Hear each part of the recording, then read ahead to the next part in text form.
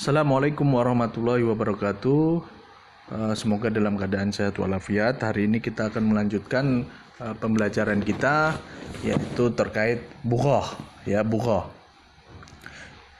Yang mirip-mirip dengan had, dengan kemarin kita sudah mempelajari 6 hukuman-hukuman hudud, al-had. Nah, sekarang ada yang mirip dengan had. Karena kenapa bisa dibilang mirip, karena inna ahkam al-bughah talhaqu al-jihad wal qital bin jihad. Karena ada sebagian mengatakan ini seperti istilahnya hukum jihad dan peperangan, Walidzalika yu'nuna al-fuqaha laha bi'unwan. Oleh karena itu mereka memberikan istilahnya judul, kitab Qitalul Bughah, suatu kitab yang membahas tentang peperangan terhadap memerangi orang-orang yang bughah, Dan ini yang lebih rajih, yang lebih dikuatkan. Jadi al-bughah ini tidak termasuk ke dalam hudud, Jadi hudud kemarin itu cuma 6, Wa ba'dul fuqaha ya'tabiruna qital al-bughah haddan minal hududi syariah. Ada juga yang mengatakan bughah, memerangi orang-orang yang bughah ini adalah salah satu had daripada hudud-hudud syariat, Tetapi yang lebih dirojihkan, lebih kuatkan adalah yang pertama tadi. Maka mereka mengatakan haddul baghi, had bagi baghi, Nah, sekarang apa itu pengertian bughah, Al-bughah lughatan jam'u baghin. Jadi bughah ini jamak dari lafadz baghin. Wal baghyu az-zulmu, Al-baghyu az-zulmu, kezaliman. Wa kullu mujawazatu wa ifrat anil miqdar alladhi huwa haddu syai' huwa baghyu. Jadi yang berlebihan dari batas yang sewajarnya itu disebut dengan baghyu.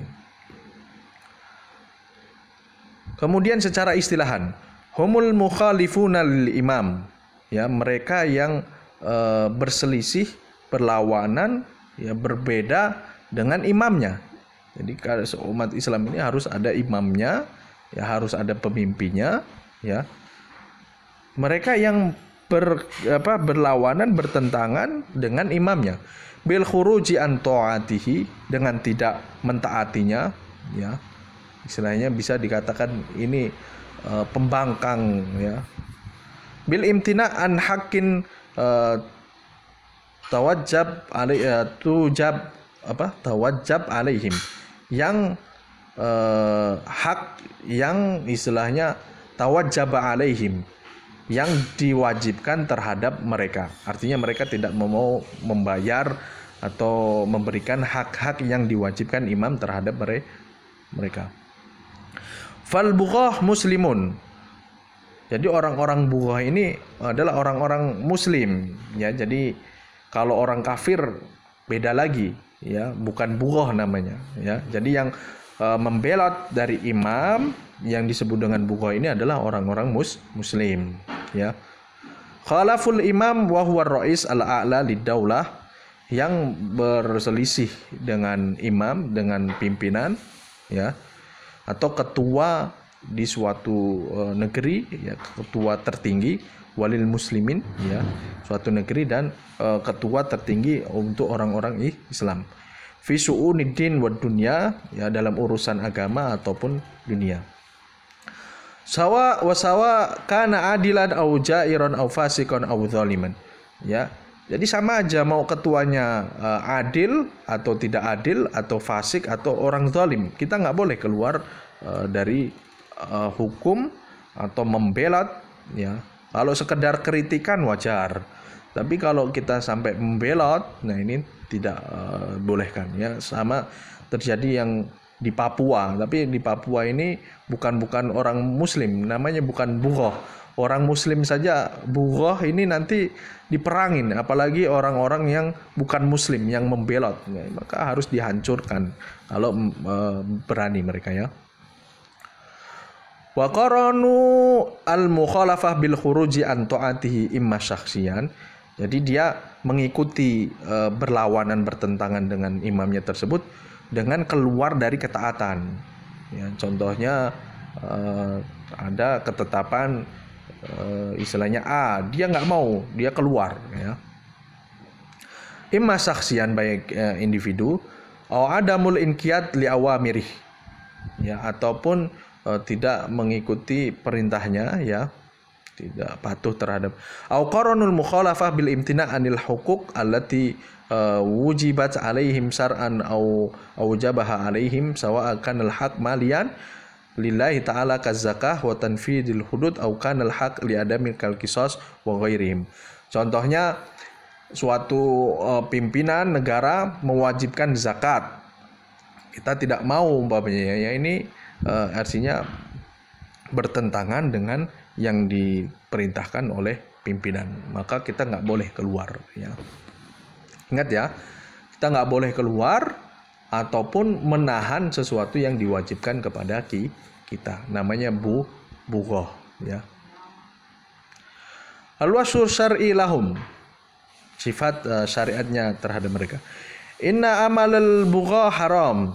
Jadi perbuatan bugha ini haram. Ya la yazuzul khurus alal imam. Kita nggak boleh keluar dari imam, ya. Kita nggak boleh menggulingkan negara ini, ya. Walaupun imamnya tadi adil ataupun tidak adil, zalim atau fasik, tidak boleh. Karena kenapa? Ketika menggulingkan itu maka bahayanya lebih besar. Ya, dari kita mempunyai pemimpin yang zalim, yang fasik, yang tidak adil, mungkin bahayanya 2 atau 3 atau 5. Tapi kalau ketika kita istilahnya keluar ya, itu bahayanya bisa jadi 10 gitu. Maka agama ini sangat melarang untuk keluar dari imam. Ya. 5 yatarattab ala dzalika minal fitnah, karena ada fitnah ya.